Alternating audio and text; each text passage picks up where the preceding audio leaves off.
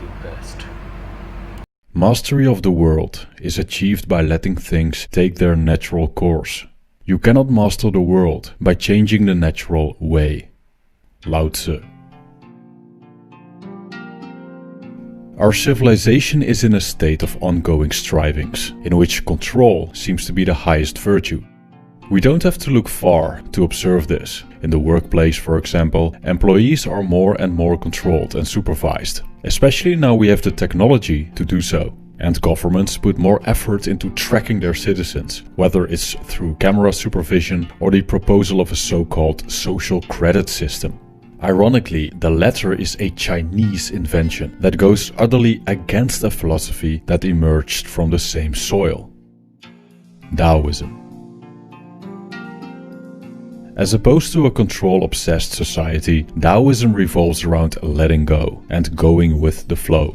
At first glance, the act of letting go may seem a form of weakness, but according to the Taoists, by a correct understanding of how the universe works, we can approach life more intelligently, more efficiently, and go with the flow, rather than swimming against it. Therefore, the power of letting go is a form of strength that's based on sophistication rather than force.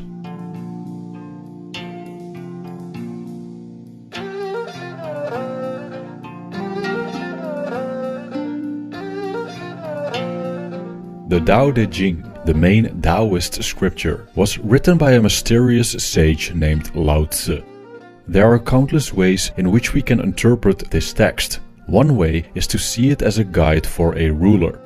What characterizes the passages of the Tao Te Ching regarding governance is that Lao Tzu puts emphasis on ruling by not ruling, as he compared governing a country with frying a small fish. Too much poking spoils the meat. He argued that when a ruler tightens his grip on the people, all kinds of negative side effects will occur. We see that people become distrustful towards one another when the government is too patronizing. And when it's too intrusive, people become rebellious. But when a leader is unobtrusive and acts with integrity, then people will become whole, as they are granted the space to naturally evolve. It's clear that Lao Tzu favors a passive form of governance, which doesn't just apply to ruling a state, but also to the governance of ourselves. Because letting things go is the key to let nature do the work, which applies to any level. In this video, I would like to show you several ways in which Taoism shows us the power of letting go. The first one is the art of non-doing. The Taoist concept of Wu Wei can be explained as effortless action, or the so-called flow state, but also as non-doing, or knowing when to act and when not to. When we take a critical look at ourselves, we see that the need for control prevails in many areas of life. We feel the need to control our pets, our children, our gardens, our video games, in some cases our partners, and first and foremost, our future. Now, control isn't always a bad thing. In order to survive, we need to exert our influence on the environment to some extent. Especially self-control can lead us in a positive direction. Without control, human civilization would probably never have occurred. But too much of it doesn't get us anywhere. It seems that we systematically underrate the natural influences that lie at the basis of our daily lives. We can't control everything, and many things happen when we stop controlling them. Let's take a tree for example. We can plant it, we can water it, we can add some fertilizer and make sure it's exposed to enough sunlight. But any more intervention would only damage the process, because we interrupt nature from doing its job. Another example is attraction. The first step to attracting someone is simply showing ourselves, so that the person we want to attract knows that we exist. Then, attraction either happens or not.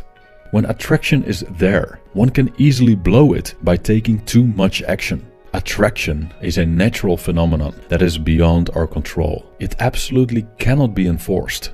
Instead, it has to grow or erupt spontaneously. And there's only one way to let the seed of attraction grow into a beautiful tree, which is not intervening, aside from the occasional watering. Silence makes the heart grow fonder. That's why letting go is vital in relationships, because by letting go, we give space to the forces of the universe to unfold. After a fight, for example, anger naturally erodes. And when trust is breached, one cannot enforce restoration. It has to grow back naturally. So letting go makes the difference between controlling and allowing. The second one is embracing change. The Taoists were very aware that life unfolds in a constant movement between opposites, between high and low, light and dark, yin and yang.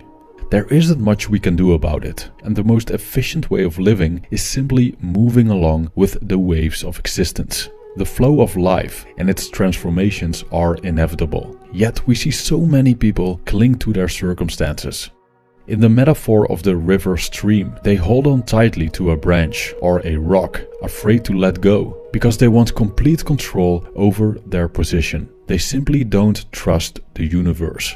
And the consequence of this is a rigid lifestyle. They see life passing them by, including many opportunities for positive change, and they miss out on a lot of fun.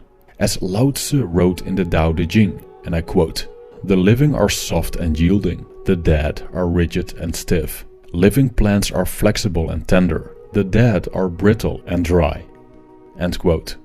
There are also those who swim against the stream. They are the biggest energy wasters of them all.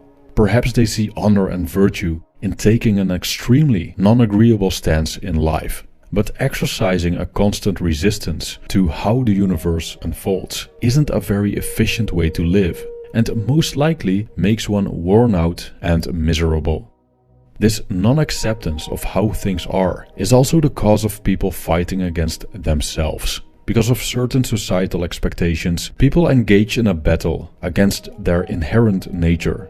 Instead of flowing along with the attributes that nature has given them, we could say, follow your strength, instead of trying to repair your weakness.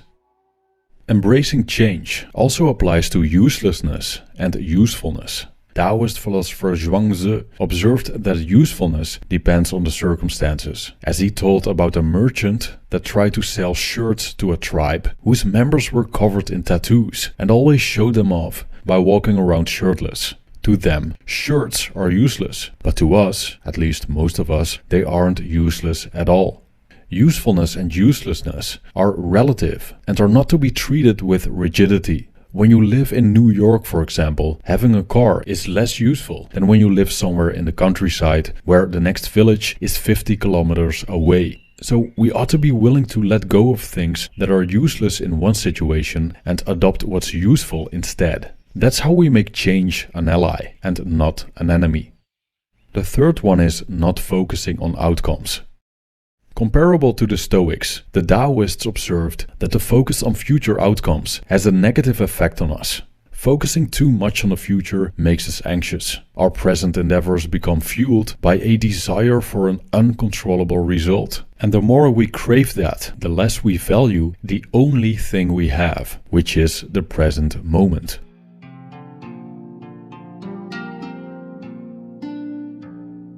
Zhuangzi goes one step further by telling us that the more we value something external, the worse we perform in the present. He tells us about an archer that loses his ability to shoot when he focuses too much on the prize. I quote, "He who is contending for a piece of earthenware puts forth all his skill. If the prize be a buckle of brass, he shoots timorously. If it be for an article of gold, he shoots as if he were blind." The skill of the archer is the same in all the cases, but in the two latter cases, he is under the influence of solicitude and looks on the external prize as most important. All who attach importance to what is external show stupidity in themselves. End quote. Now, this doesn't mean that the people that want external things are stupid. It means that when our minds are in the future, we paralyze ourselves in the present. This principle lies at the basis of the flow state that we see in activities like sports, art, and dancing. When we experience this flow state, we're so immersed in the task at hand that we completely forget about the future. It's like the dance dances itself.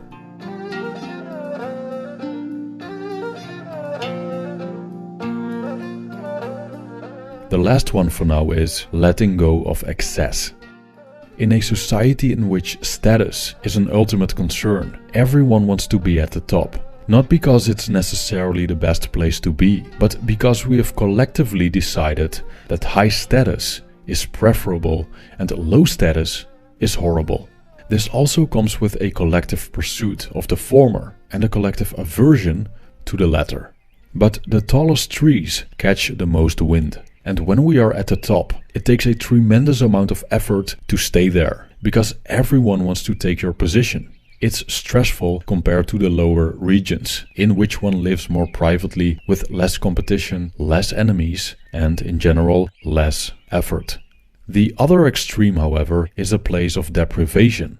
If we deliberately seek the absolute bottom, we become ascetics. Although in a different way, there's still a strong attachment, the attachment to deprivation. The question we can ask ourselves is, what do we truly need? Zhuangzi observed that a bird that nests in the forest wants no more than one branch, and that a mouse that drinks from the pond drinks no more than a belly full. So if we aim for what we need and let go of excess, we prevent possessions from becoming our prison cell, which allows us to travel light. Epicurus observed as well that the basic necessities for life are easy to come by, and that living moderately is the key to happiness. It's a path that's easy and sustainable. As Lao Tzu wrote, those who use moderation are already on the path to the Tao. End quote. When we stop striving, we give nature space to unfold. In trusting the universe and accepting that it's ever-changing lies the opportunity to become loose and supple, instead of rigid and brittle. The power of letting go means that we float along the stream without grasping for rocks and branches, and that we cut loose that weight so we can navigate through life with minimal effort. You are the best.